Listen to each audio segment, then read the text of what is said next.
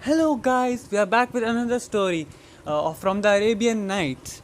This story is the Greek king and the physician Douban. It's a continuation of our previous story, The Fisherman In the and the Genie. country of Zuman in Persia, there lived a Greek king. He had all the comforts, but was always sad because of his leprosy. All his doctors were unable to cure him.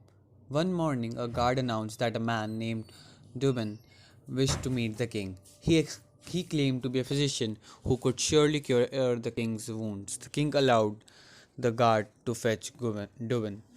Douban bowed low to the king and said, Your Highness, I am Douban, the physician. I know languages of all lands and I have learned a great deal about herbs and medicines from my travels. My medicinal herbs will work wonders with your ailment. The king felt happy to hear this. Then Douban said, I know that no physician has been able to cure your majesty, but if you will follow my instructions, I will promise to cure you without any medicines or ointment.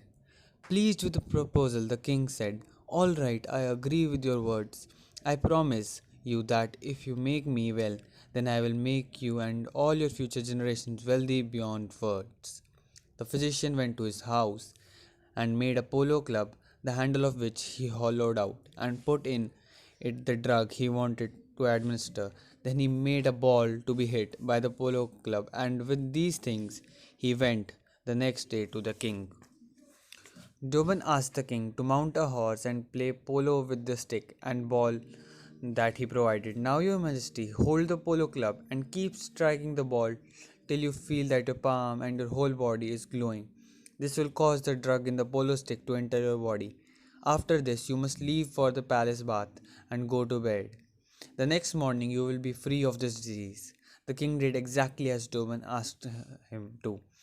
In the morning, he woke up to a pleasant surprise. To his great joy and astonishment, there were no signs of leprosy anywhere on his body. When he entered the court, all his courtiers were overwhelmed with the joy, for the ruler had recovered from his illness. The king felt very happy and soon asked Douban to be present before him. When Douban came to the royal court, the king rose to welcome him. Douban was presented with silk robes, precious jewels, and gold coins. Everyone was happy except the king's vizier, who was feeling very jealous at all the attention and gifts being showered on Douban. The jealous vizier made up something in his mind. He went to the king and wished to speak to him in private. Once alone, he said to the king, Your Majesty, I am happy that you are cured, but how can you trust this physician? He may be some evil genie with magical powers, or maybe he has been sent by some other king to win your trust and then kill you. The king exclaimed, How dare you say that, Wazir? If he wished to take my life, why did he cure me? I see what it is. You are envious of Douban, and that is the reason why you speak against him. But none of your words would get to me. I will honor Douban as he is fit to be honored. I am not foolish, for I learned from the story told by the Wazir to his master, King Sinbad, to prevent him from putting the prince, his son, to death. The Wazir grew thoughtful, then he said, Your Majesty, please tell me the story that the Wazir told King Sinbad. The king said, Here is the story of the husband and the parrot.